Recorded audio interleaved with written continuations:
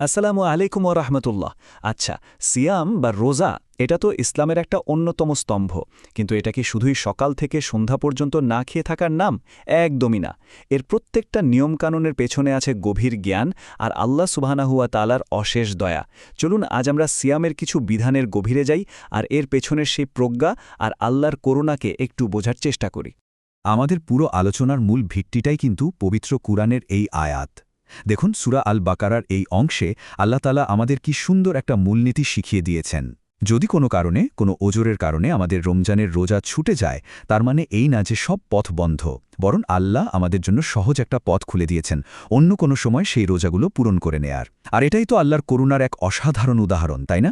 এটা আমাদের শেখায় যে ইবাদতের উদ্দেশ্য কখনো মানুষকে অহেতুক কষ্টে ফেলা নয়। তো আজকে আমরা কি বিষয় নিয়ে কথা বলবো এক নজরে দেখে নিই। প্রথমে আমরা দেখব আল্লাহর এই করুণার দিকটা। এরপর জানব ছুটে যাওয়া রোজার কাজা বা তা পূরণ করা নিয়ম সম্পর্কে। তারপর কথা হবে আমাদের কোনো প্রিয়জন যদি মারা যান তার পক্ষ থেকে রোজা রাখার বিধান নিয়ে। আমরা ইফতারের মুহূর্তের গুরুত্ব নিয়ে আলোচনা করব, জানব কেন একটানা রোজা রাখা নিষেধ, আর সবশেষে ইবাদতে ভারসাম্য রাখার পথটা খুঁজে দেখব।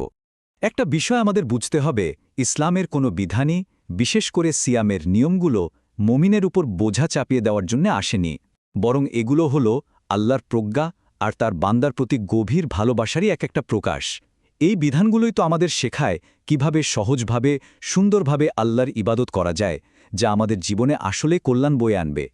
এই যে আমরা করুণার কথা বলছি, এর একটা চমৎকার উদাহরণ হল ছুটে যাওয়া রোজার বিধান। কাজা মানে তো হলো কোনো ইবাদত ছুটে গেলে সেটা পরে পূরণ করে নেয়া। তো প্রশ্ন হলো, যদি অসুস্থতা বা সফরের মতো কোনো গ্রহণযোগ্য কারণে রোজা রাখা না যায়, তখন কি করতে হবে? হ্যাঁ, এটা কিন্তু খুবই বাস্তব একটা প্রশ্ন, তাই না? আমাদের অনেকের মনে এটা আসে। তো শরীয়ত এই ব্যাপারে কি বলছে, কখন আর কিভাবে এই ছুটে যাওয়া রোজার দায়িত্বটা আমাদের পূরণ করতে হবে? চলুন আমরা সরাসরি সুন্নাহর আলোকেই এর উত্তরটা খুঁজে বের করি। দেখুন, এই ব্যাপারে উম্মুল মুমিনিন আয়েশা রাদিয়াল্লাহু তাআলা আনহার জীবন থেকে আমরা একটা দারুণ বাস্তব উদাহরণ পাই। তিনি বলছেন, তার যে রমজানের রোজাগুলো কাজা থাকত, সেগুলো আদায় করতে করতে অনেক সময় পরের বছরের শাবান মাস চলে আসত। এর কারণ হিসাবে বলা হয়েছে যে তিনি রাসূলুল্লাহ সাল্লাল্লাহু আলাইহি ওয়াসাল্লামের খেদমতে ব্যস্ত থাকতেন। মানে চিন্তা করে দেখুন, শরীয়ত আমাদেরকে কতটা সুযোগ দিয়েছে। পরবর্তী রমজান আসার আগ পর্যন্ত প্রায় পুরো একটা বছর সময় পাওয়া যায় নিজের সুবিধামতো সময় তা আদায় করার জন্য। আচ্ছা, এই যে সহজ করার ব্যাপারটা, এর আরও একটা সুন্দর উদাহরণ আছে। প্রখ্যাত তাবেঈ আবু জিনাদ রহমতুল্লাহ আলাইহি খুব সুন্দর করে এটা ব্যাখ্যা করেছেন। দেখুন, ঋতুবতী মহিলাদের ছুটে যাওয়া রোজার কাজা আদায় করতে হয়, কিন্তু ছুটে যাওয়া সালাতের কাজা কিন্তু আদায় করতে হয় না। এর পেছনে প্রজ্ঞাটা কি? কারণ প্রতিদিন ৫ ওয়াক্ত সালাতের কাজা আদায় করাটা নারীদের জন্য অনেক বড় একটা কষ্টের কারণ হয়ে যেত। কিন্তু বছরে কয়েকটা রোজার কাজা আদায় করা তুলনামূলকভাবে অনেক সহজ।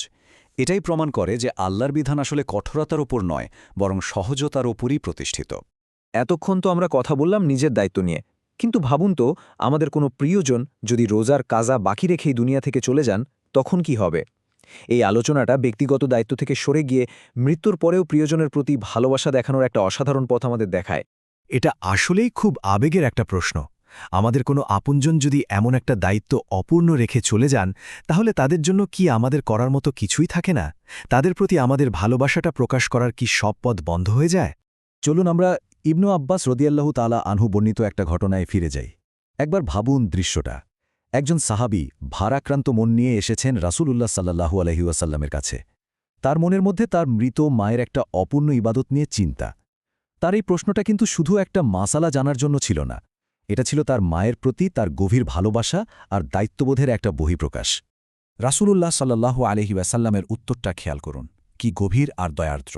তিনি শুধু হ্যাঁ বা না বলে দেননি, তিনি এই ছুটে যাওয়া রোজাকে বললেন আল্লাহর ঋণ। আমরা যেমন কারো দুনিয়ার ধার শোধ করার জন্য ব্যস্ত হয়ে পড়ি, আল্লাহর ঋণ শোধ করা তো তার চেয়েও অনেক বেশি জরুরি, তাই না? এই উত্তরের মাধ্যমে তিনি প্রিয়জনের প্রতি ভালোবাসার সেই ঋণটা শোধ করার একটা অসাধারণ সুযোগ করে দিলেন। আর এটা কিন্তু শুধু একটা ঘটনার জন্য নির্দিষ্ট ছিল না। হাদিসের অন্যান্য বর্ণনা থেকে আমরা পরিষ্কার বুঝতে পারি যে এটা একটা সাধারণ নিয়ম। যেমন ইবনু আব্বাস রাদিয়াল্লাহু তাআলা আনহু থেকেই বর্ণিত আছে, কারো মা বা বোন বা কেউ যদি মানতের রোজা বা নির্দিষ্ট সংখ্যক রোজা বাকি রেখে মারা যান, তাহলে তার পক্ষ থেকে তার অভিভাবক রোজা রাখতে পারবেন। মানে এটা কোনো বিশেষ ঘটনার জন্য সীমাবদ্ধ নয়, বরং এটা একটা সাধারণ নীতি। তো বাৎসরিক আর মৃত্যুর পরের দায়িত্ব থেকে এবার আসি আমাদের প্রতিদিনের একটা বিষয়, ইফতার। এটা তো রোজাদারের জন্য সবচেয়ে আনন্দের একটা মুহূর্ত। আর এই সুন্দর বরকতময় মুহূর্তটার জন্য কিন্তু ইসলামের দারুণ কিছু নির্দেশনা আছে। ব্যাপারটা একটু খেয়াল করে দেখুন, উমার ইবনুল খাত্তাব রাদিয়াল্লাহু তাআলা আনহুয়ের হাদিস থেকে আমরা কি শিখছি। রাসূলুল্লাহ সাল্লাল্লাহু আলাইহি সাল্লাম কিন্তু আমাদের কোনো ঘড়ির কাঁটা ধরে সময় বলে দেননি। তিনি শিখিয়েছেন প্রকৃতির চিহ্ন দেখে সময় বুঝতে। যখন পূর্ব দিক থেকে অন্ধকার নেমে আসে, পশ্চিম দিক থেকে দিনের আলো চলে যায় আর সূর্য পুরোপুরি ডুবে যায়, ঠিক তখনই রোজাদার ইফতার করবে। কি অসাধারণ আর সার্বজনীন একটা নির্দেশনা, তাই না? শুধু তাই না, সময় হওয়ার সাথে সাথে ইফতার করে ফেলার মধ্যেও কিন্তু একটা বিশেষ কল্যাণ আছে। সাহল ইবনু সাদ রাদিয়াল্লাহু তাআলা আনহু থেকে বর্ণিত এই হাদিসে রাসূলুল্লাহ সাল্লাল্লাহু আলাইহি ওয়াসাল্লাম আমাদের উৎসাহিত করছেন। তিনি বলছেন যে যখন ইফতারের সময় নিশ্চিত হয়ে গেছে তখন আর দেরি করা উচিত নয়। মানে বেশি পরহেজগারি দেখাতে গিয়ে দেরি করাটা ঠিক না, বরং সুন্নাহ হল তাড়াতাড়ি ইফতার করা। আর এটাই উম্মতের জন্য কল্যাণকর। কিন্তু একটা প্রশ্ন আসতেই পারে, ধরুন আকাশ মেঘলা, সূর্য ঠিকমতো দেখা যাচ্ছে না, তখন যদি ভুল হয়ে যায়? ঠিক এইরকম একটা ঘটনাই কিন্তু সাহাবায়ে কেরামদের সময় ঘটেছিল। আসমা বিনত আবু বকর রাদিয়াল্লাহু তাআলা আনহা এই ঘটনাটা আমাদের বলছেন। একদিন খুব মেঘলা ছিল, তারা ভাবলেন সূর্য ডুবে গেছে আর তাই ইফতার করে ফেললেন। কিন্তু একটু পরেই মেঘ সরে গেল আর দেখা গেল সূর্য তখনও ডোবেনি। এর মানে কি দাঁড়ালো? তাদের নিয়ত একদম ঠিক ছিল, কিন্তু ইফতারের যে মূল শর্ত মানে সূর্যাস্ত সেটা পূরণ হয়নি, তাই পরে তাদের ওই রোজাটা কাজা করতে হয়েছিল। এখান থেকে আমাদের জন্য শিক্ষা হল ইফতারের আগে যতটা সম্ভব নিশ্চিত হয়ে নেওয়া। চলুন এবার আমরা ইবাদতের খুব গুরুত্বপূর্ণ একটা দিক নিয়ে কথা বলি, আর সেটা হলো ভারসাম্য। ইসলাম কিন্তু সবসময় বাড়াবাড়ি আর ছাড়াছাড়ি এই দুটোর মাঝখানে একটা সুন্দর ভারসাম্য রাখতে বলে, আর রোজার ক্ষেত্রেও এই নিয়মটা একইভাবে প্রযোজ্য। তো এই ভারসাম্য নষ্ট হয় এমন একটা কাজ হল সওমে বিসাল। এটা কি জিনিস? সোজা কথায় রাতে ইফতার না করে সাহরি না খেয়ে টানা একাধিক দিন রোজা রেখে যাওয়া। রসূলুল্লাহ সাল্লাল্লাহু আলাইহি ওয়াসাল্লামকে অনুসরণ করার তীব্র ভালোবাসা থেকে কিছু সাহাবীও এমনটা করতে চেয়েছিলেন, কিন্তু তিনি তাদের খুব মায়া করে ভালোবাসার সাথে বারণ করলেন। তিনি বোঝালেন, দেখো, আমি তোমাদের মতো নই। আমার রব আমাকে এমনভাবে খাওয়ান এবং পান করান যা তোমাদের জন্য না। এটা ছিল তার একটা বিশেষ অবস্থা যা অন্যদের জন্য প্রযোজ্য নয়। তাহলে কেন এই নিষেধাজ্ঞা? এর মূল কারণটাই হল রহমত, দয়া। রাসূলুল্লাহ সাল্লাল্লাহু আলাইহি ওয়াসাল্লাম জানতেন যে তার উম্মতের জন্য এটা অনেক বেশি কষ্টের হয়ে যাবে, শরীরের ক্ষতি হবে, তাই তিনি ভালোবেসে মায়া করে আমাদেরকে এই কঠিন কাজটা থেকে বাঁচিয়ে দিয়েছেন। এটা তার গভীর মমতারই একটা প্রমাণ। তো আমাদের পুরো আলোচনা থেকে আমরা কি বুঝতে পারলাম? আমরা সিয়ামের বিধানগুলোর পেছনের মূল কারণগুলো জানার চেষ্টা করলাম, আর সবগুলো শিক্ষাকে যদি আমরা একসাথে করি তাহলে একটা জিনিসই পরিষ্কার হয়ে ওঠে, ইসলাম আমাদের কাছে একটা ভারসাম্যপূর্ণ ইবাদত চায়। আর আবু হুরায়রা রাদিয়াল্লাহু তাআলা আনহু থেকে বর্ণিত এই হাদিসটা দেখুন, এটাই যেন আমাদের পুরো আলোচনার সার কথা। রাসূলুল্লাহ সাল্লাল্লাহু আলাইহি ওয়াসাল্লাম কি উপদেশ দিচ্ছেন?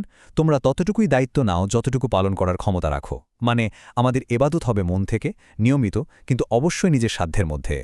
আল্লাহ তো এমন কিছু চান না যা আমাদের ক্ষমতার বাইরে। তিনি চান ভালোবাসা আর নিষ্ঠা, যা আমরা সারা জীবন ধরে রাখতে পারব। তো আজকের এই আলোচনা কিন্তু শুধু কিছু মাসআলা বা নিয়ম জানার জন্য ছিল না, বরং এর পেছনের যে প্রজ্ঞা, যে দর্শন, সেটাকে উপলব্ধি করার জন্য। আমরা কিভাবে এই যে দয়া, ভারসাম্য আর দায়িত্ববোধের শিক্ষা, এগুলোকে আমাদের নামাজে, আমাদের জাকাত মানে আল্লাহর সাথে আমাদের সম্পর্কের সব ক্ষেত্রে কাজে লাগাতে পারি, এই প্রশ্নটা না হয় আমরা প্রত্যেকেই নিজেকে করি আর পথ চলার পাথেয় হিসেবে সাথে রাখি।